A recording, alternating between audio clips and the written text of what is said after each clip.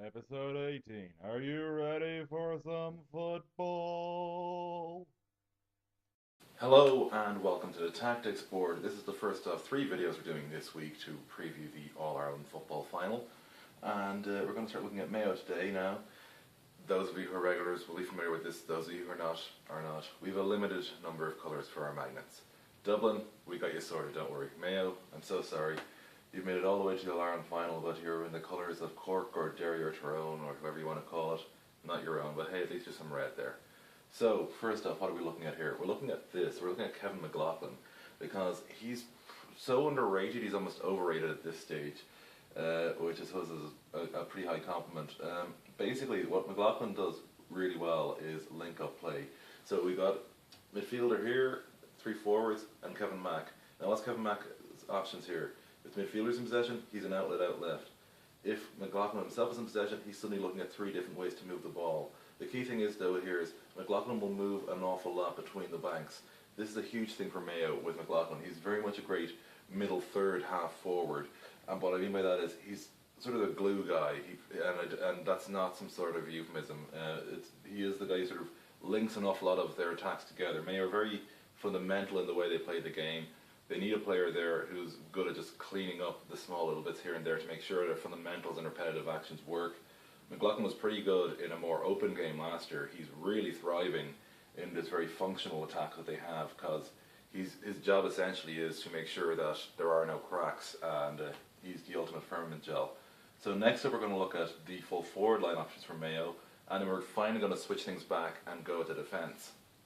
Okay, so on to Mayo's full forward line. Well, obviously the big question is, will Cillian O'Connor start?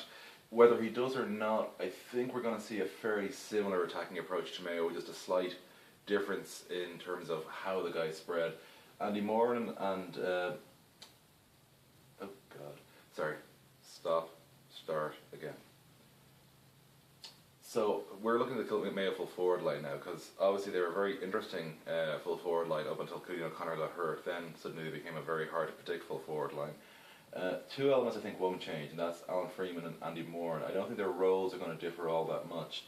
Essentially, Freeman will play as a sort of link-up man. He's going to do a lot more ball claiming in the 21 than he will out here. What Freeman will do out here is he's going to come out and do some more direct passing work. Up from here or out to the side again, it's a slightly offset or full forward. That's where his direct ball winning is going to be. When he comes away from it, it's going to be much more a case of link-up play in the passing game.